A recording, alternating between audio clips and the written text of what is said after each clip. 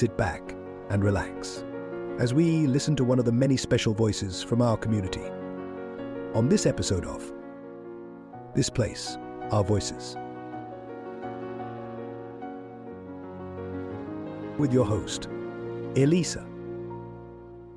We welcome Zoe from Maintain Independence, a non-Twitch-based business focused on rehabilitation. Hello, Zoe. Hello, good morning. Thank you very much for taking the time to speak with us today. No, thank you.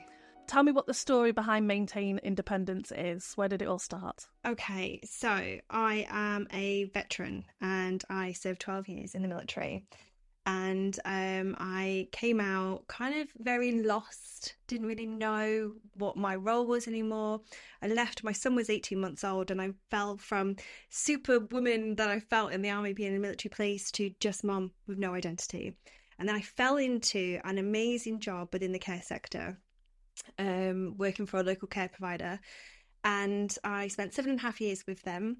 And the last 3, I actually led the team across the Northwest. So I was very privileged to do that role.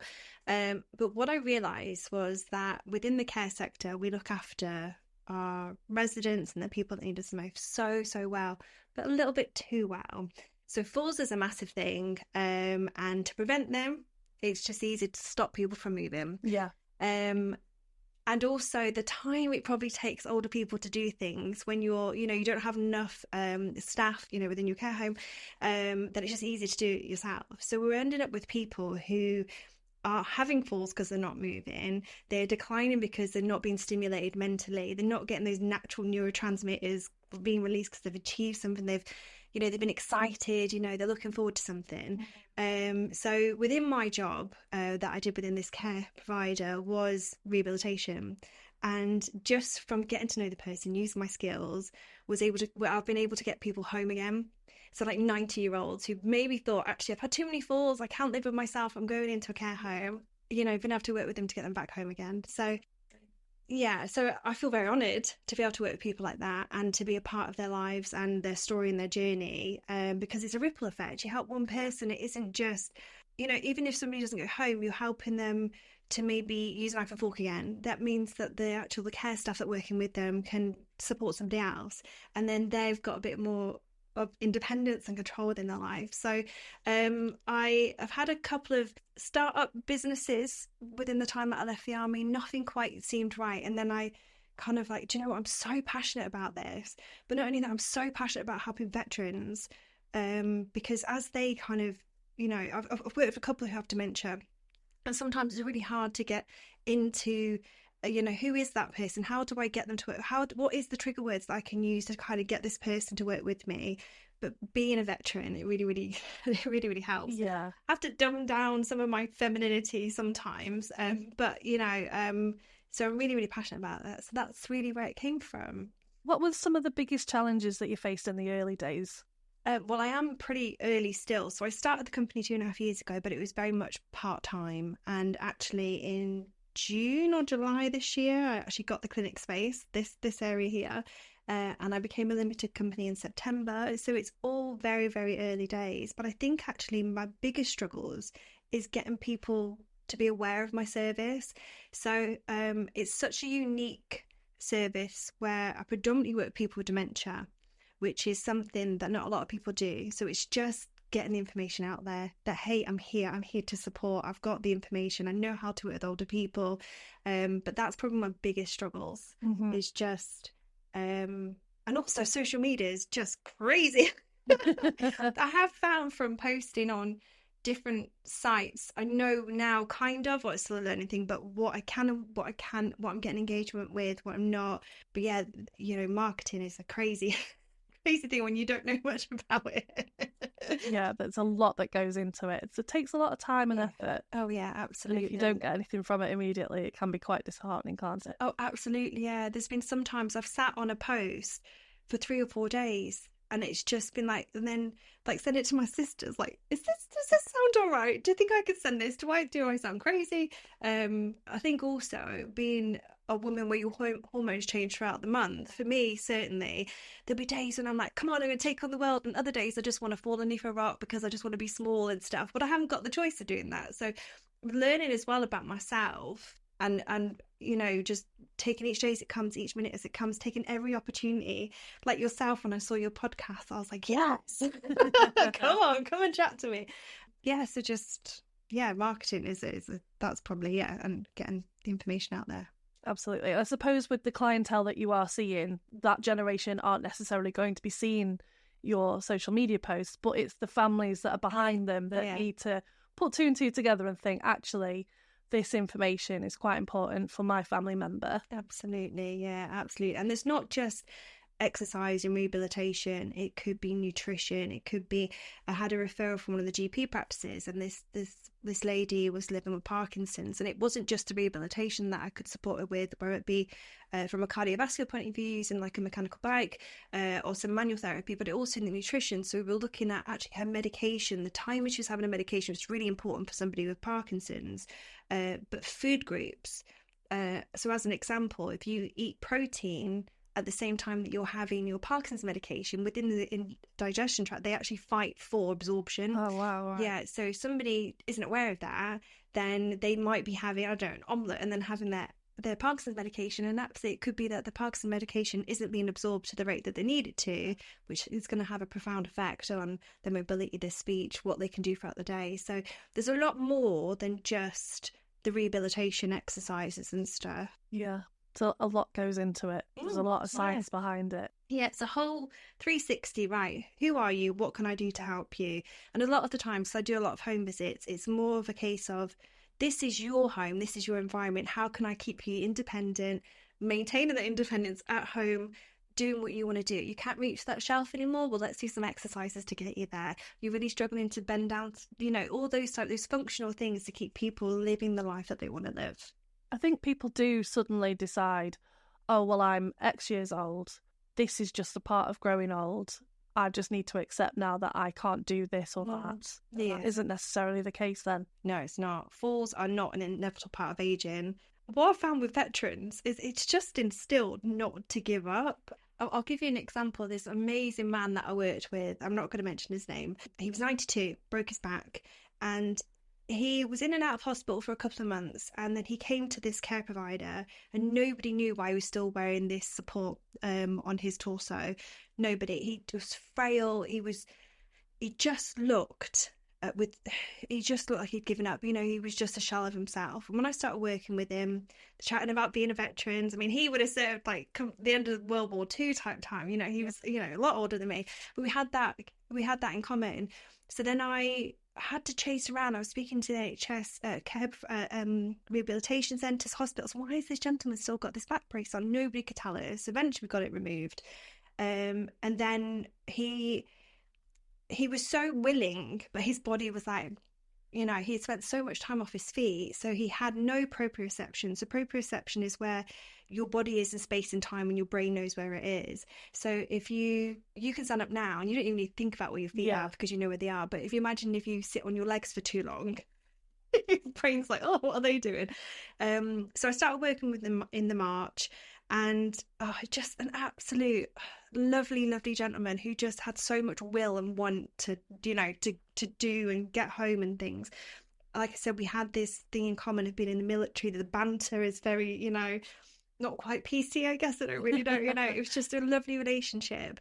We got to the point where he was able to stand again. And I remember one particular day, because at that point then the NHS physios came in, and there was one particular day they turned up with this tiny little modular step, and they said, right, sir, we're gonna do these little steps, and don't worry, we're gonna be there to support you. I turned around and went, I did the whole flight of stairs yesterday with Zoe. I think I'm good. So it was just kind of like, I've got goosebumps just thinking about it. So that was the March. I started working with him, and he was a very frail, poorly man. By December, he walked out of that establishment and went home at the age of 92. That's amazing. Yeah, so he needed care for a little bit at home, but then just lived independently and lived the way that he chose to. And unfortunately, during COVID, he ended up back into the care system because he was very poorly, had heart failure, and then passed away. And I went to his funeral, and I was mentioned at his funeral, but although it was really, really sad because this man was just amazing, to have been able to have helped somebody right at the end of their life to live the way that they choose to, there's just no better feeling. When I left the army, I used to come home on leave, or before I left the army, I used to come home on leave and people say, what did you do? And I thought, what do you do for a job? And I said, I'm in the army. And I felt kind of, look at me, I don't even know how to explain it. And then left, became a mum, although that's the best job ever. But having worked with these veterans and the older people and getting them home again and just supporting them to do what they want to do, it beats being in the army. That feeling, it's just, wow. It's like I have a magic wand, but there's nothing magic in it. It's just being kind and listening and wanting, to be supportive and things like that. So, and taking your knowledge of the human body. Oh, absolutely. It is science. Like you say, it's not magic, but there is some very specific science behind it. Absolutely. Would you say there was any common misconceptions that people have about what you do? 'Cause I would say them listening to you now, it's really scientific. How can anyone say, oh, that's a load of rubbish? But do you ever come across that? No, I think there is not enough information out there about the rehabilitation sector. So quite a lot of the time people either refer to me as a physio or say, are you a physio? I'm not a physio. There's a lovely physio across the road that and they deal with more kind of health conditions. My main qualification is soft tissue therapy, but then I've done advanced qualifications in neuro and pulmonary rehabilitation. I'm also a nutritionist, and I'm registered with the Royal Society of Public Health.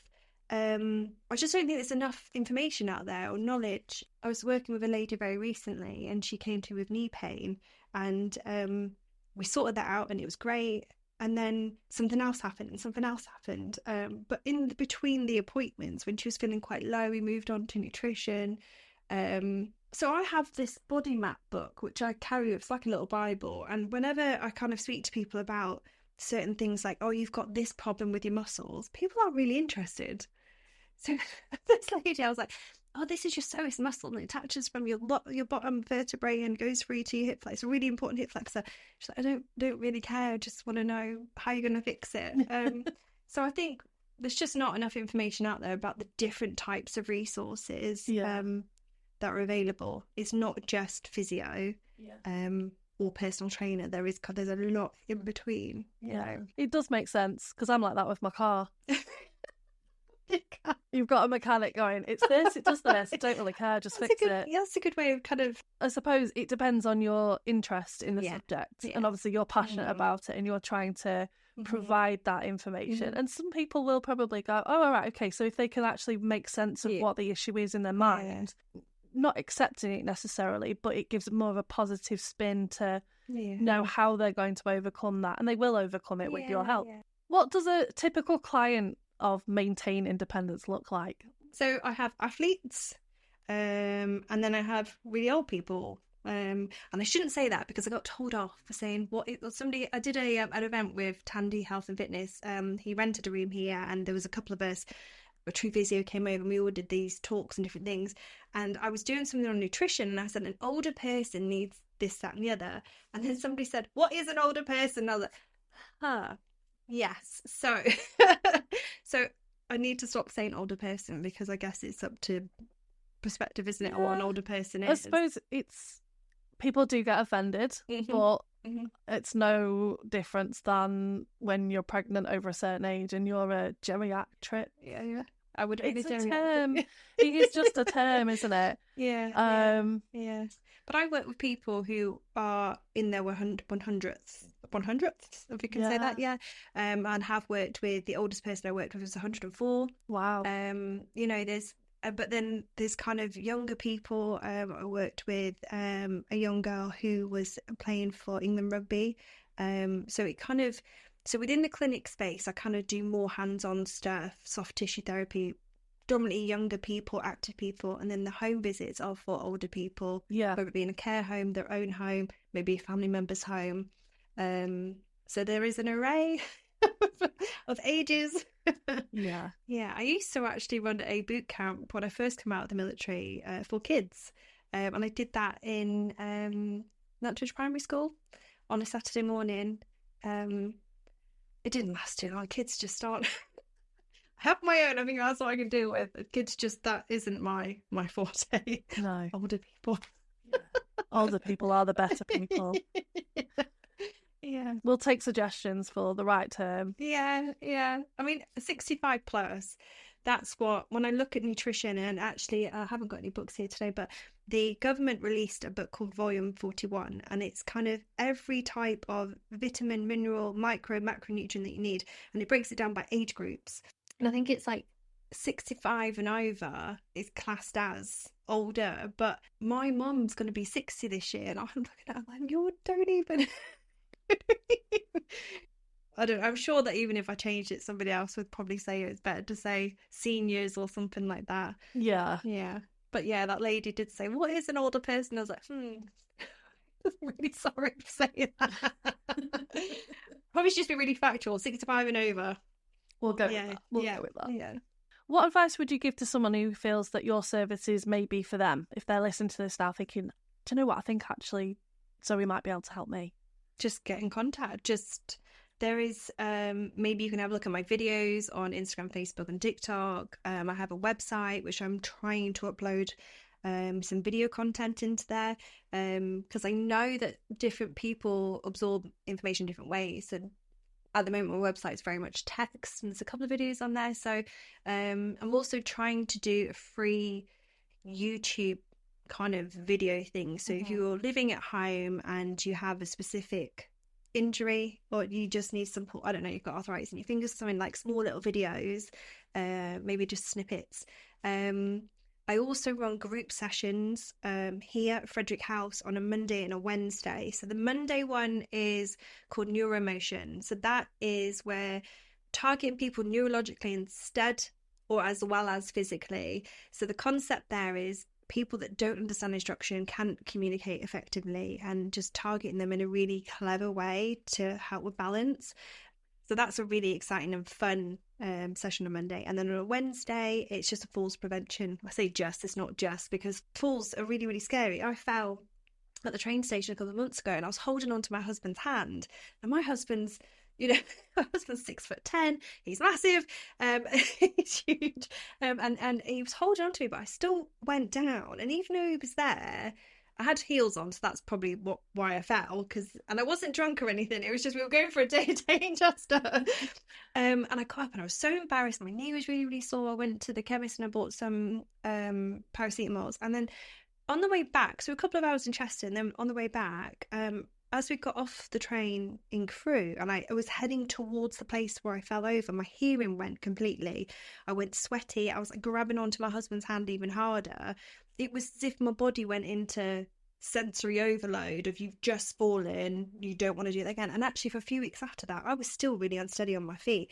So I'm 40 and very kind of, I run, all that type of stuff. And I can only imagine what somebody who is feeling very vulnerable, very alone, very scared, how they must feel if they're having near misses or falls. So the falls prevention group session is about taking risks in a really, really careful way, and it's a really fun session, and it's a social session. Targeting stuff as well in the brain, using the Mozart effect and music and things like that. Oh wow, yeah. So it's quite like I said, falls aren't an inevitable part of aging. It's not you get to a certain point in life and you just have falls. There's so much that can be done. Yeah, so much that can be done. So those two group sessions. So if there is somebody out there who thinks this might be right for them, there's different options. I did a team session with a gentleman the other day who was in his early 80s.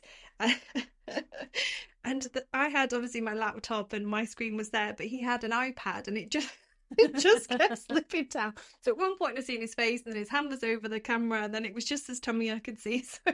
Oh, fair play to him for using an iPad though at 80. Oh, I know. To be fair, when I spoke to him on the phone, he didn't sound that age at all. He sounded a lot younger. But yeah, bless. So yeah, there's lots of different options, lots of options. One of the unique selling points for Maintain Independence for yourself, Zoe, is the focus on dementia and the dementia journey. How does that play into your business and how it looks now? Okay, so I have been in a really honoured position to be able to support people with dementia for the last 7.5 years, or when I was with my previous employer. And it's something that is a very difficult condition or health condition to get into and to understand. And I found that when somebody had a fall or a fracture or something like that, quite often they wouldn't be given the services from the NHS that they would have done had they not had dementia, because it's so difficult when you've got somebody who doesn't understand instruction, can't communicate, is just looking at you blank in the face, maybe quite aggressive. And I think having daily interactions with people with dementia, people living with dementia, it just comes from experience of how to work with those. There's no courses that you can do there's nothing out there apart from understanding the actual illness. So dementia, if anybody doesn't know, it's an umbrella term for over 200 different types of neurological conditions. So Alzheimer's comes underneath that, frontotemporal lobe, Lewy bodies, vascular dementia, which are kind of the top four. Even Parkinson's comes under the word dementia. So that term itself, because I think a lot of people say, oh, they've got Alzheimer's, and there's a lot of kind of confusion. So and actually it doesn't matter the type of dementia somebody's got in regards to how I work with them. Sometimes it's good to know, because you're more likely to fall with certain types of dementia, but it's really getting to know the person. There was a lady that I was working with, and she was really struggling to eat, and she would just keep walking, and very happy, just very happy, just walk around and bump into people and just smile and everything, and I looked through a care plan. So that's something that care providers have, that is kind of, who is this person, what do they need, all those types of things. And one of the things that stood out to me was she spent a long time in Greece and she spoke Greek. So I was walking with her one day and I was like, I just don't know how to get this woman to kind of engage. I don't know how to deal with this. And I brought up a translator on my laptop, and I don't even know what I put in there, and it was something Greek, and she stopped and she looked at me and she replied to me, and I was like, okay, don't know what we're doing here. And then she came and followed me, and I just kept talking to her in Greek. I can't remember what was said. And she sat down and she started to eat. She started, just because there was little snacks and stuff around. So the dementia, it's not an easy thing to kind of support with, but there's loads and loads. But sometimes it could be that somebody has ended up in bed and really they're not going to be able to get out of bed, but actually they're in quite a lot of pain. So it could be that my services and what I can do is more manual therapy, some massage therapy, and kind of moving joints and stuff, so they get pressure sores. I know I keep saying it, but it's a real honour to be able to work with people who have dementia. It all comes down to experience and just getting yourself involved with people with dementia. I think people sometimes maybe shy away or don't know how to talk or be around somebody with dementia, especially if they come into kind of that later stage, and they may be quite aggressive or are very loud, or or the other, they're very reserved, and it just comes down to just getting to know the person and just treating them like anybody else that you meet on the street. There's nothing to be afraid of. What treatment plans do you do normally? Do you do like a consultation for people if they want to just come and meet you, see what you might be able to help them with? Okay, so predominantly in the clinic, it's probably, if it's a sports massage, it would just be a one-off and then maybe booked in every couple of weeks. If there's an injury, so at the moment I'm treating somebody with a shoulder injury, it's kind of a booking, we set kind of, certain weeks that we need.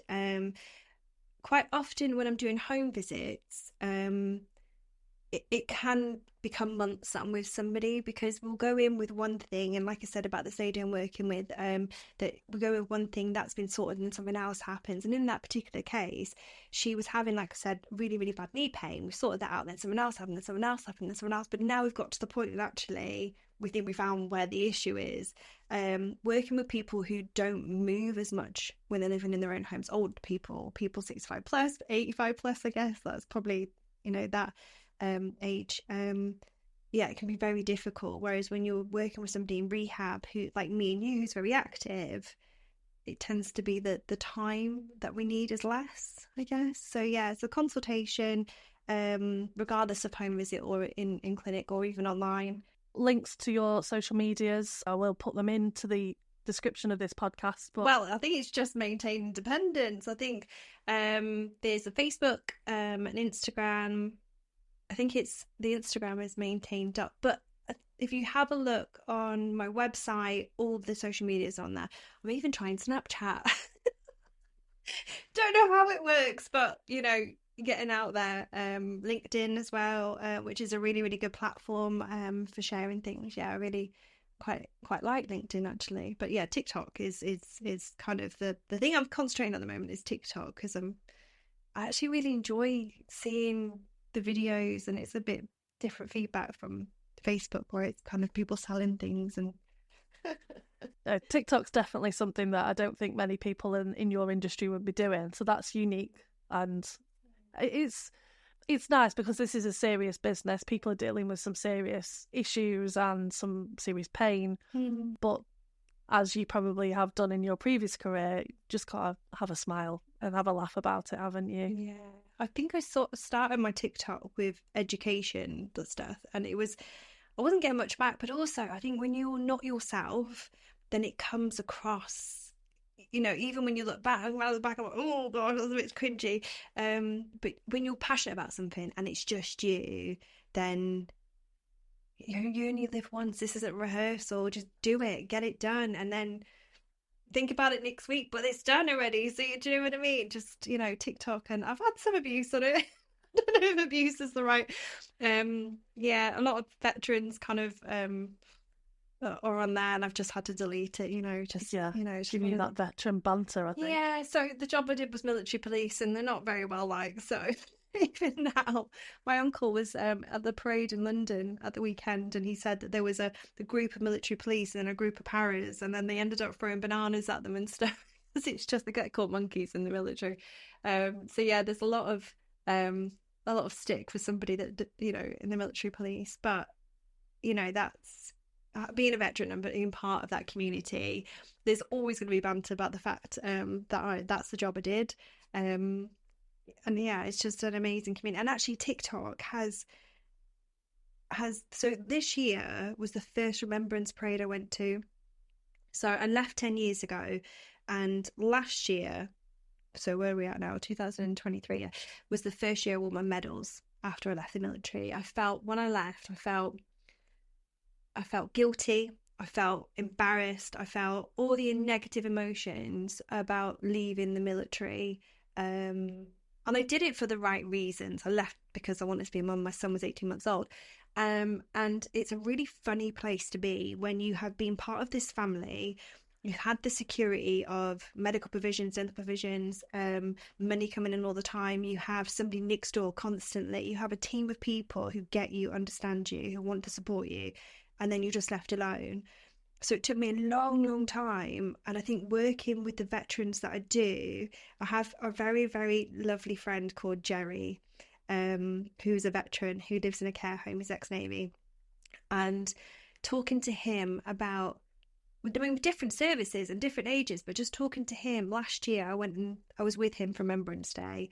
And I was so nervous, putting my medals on. I was just it's this whirlwind of not knowing where you belong at all. And then this year, just from being on TikTok and being part of the veterans community and things like that, and just seeing, I felt a bit more like I need to be there. I need to. So yeah, this year was the first remembrance parade I did, and I wasn't part of the parade. I was just there in Nantwich with my family.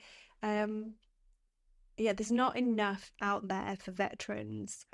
Somebody who was well coming out, I didn't have any injuries. I'd started to retrain before I left the army, so there was a lot of stuff in place. But even then, coming out of the army and being pushed into this civilian life, it's like this different planets completely. And actually, even my previous employer, I've had to learn so much patience. So the team that I led, beautiful, beautiful team. And I felt so honoured, just amazing. I couldn't wish for a better team. But the different personalities and the way that you have to deal with different people and the way you speak, it's just very, very different from being in the military, where you know where you stand. There's policies and procedures, and so yeah, this year's the first Remembrance Day I went to, and posted that on TikTok. Got a bit slated because I'm military police, ex-military police. So that I'm really, really passionate about helping veterans. Yeah, really, really passionate. I think older adults and saying that. Well, I don't know. I just thought, I guess I refer to them, older adults and veterans almost come hand in hand. And I think there's just not enough out there for people who've given, signed in the dotted line at 17, and then their bodies have been destroyed from, walking in boots the whole life, whatever. So if I can play a little part on helping somebody with pain or just living a bit more comfortably, then I want to do it. So I've got blue light card discount for military all the time. But obviously the blue light card isn't just for military personnel, it's for people that work in the care sector. I think police are on there, people that work for the ambulance service. So there's always a blue light discount on there. There's always discounts. If I could do my service for free, I absolutely would. When I've left somebody's home and I've gone in there and maybe they have got the worst Parkinson's shakes that they've had in a long time, and then I've left and they're almost kind of still, or they're in pain and they're not, or just to be able to help somebody, it's just an honour. If I could do it for free, I would, but unfortunately I've got bills to pay. Yeah. Well, unfortunately, I heard a great phrase this week: paying into your karma bank. Oh. And I'm a big believer in that. And I think yours is probably overflowing with the work that you do. Oh, wow. That's a really nice way of putting it, isn't it? Yeah. Yeah. I love helping people. Do you know, yesterday, I don't know who I thought it was yesterday. So I went to this, there was an event on with the South Cheshire Chambers, and it was a marketing, social media kind of thing. Two lovely ladies representing it. So I was in heels, and I was driving back towards home, and there was this truck, and it had gone round the roundabout too quickly, and loads of bricks had fallen out. Oh, no. And there's me in my heels with my blazer on, with my hair sweeping in the wind. Jump out of my car, put my hazards on at the roundabout, and I'm out on the road, picking up these bricks. And I got in the car, I was like, why did I do that? Why did I not just... It's training. It's still in there. You have to probably untrain yourself for things like that. I don't know what it is. And I don't know. I think that when you see somebody that's in need, it's just a great thing to not want anything in return, if that makes sense, just to help somebody, just be kind. I'm very big at, seeing something on social media. Last night I saw something, Nantwich community page, and somebody had written, I'm really excited to announce that me and my husband have released this clothing brand. Nobody had liked it, and they put it on hours before, and do you know what? I thought, I'm going to like it, I'm going to go yay you. Yeah. Because that took me seconds to do, and that probably wouldn't have meant so much to that person to be able to have a like, and and then I went, hold them, so it doesn't take a lot just to be nice and kind and to support people for no reason. Yeah. And that definitely goes for all social media. Doesn't cost anything to like, to share, to comment, as long as it's polite, nice, and encouraging. So absolutely, yeah. If everyone can follow you on social media, maintain independence, and obviously the podcast as well. While you're there, make sure you do that. Absolutely. It's been an absolute pleasure talking to you. Thank you so much. Thank you so much for your time, Zoe. Thank you. If you enjoyed today's episode, please follow our Facebook page, This Place, Our Voices, where we share updates, highlights, and more ways to connect with our community. And don't forget to follow This Place, Our Voices on your favorite podcast platform and leave a review. It really helps others to find us. Be sure to join us again to hear another voice from our community.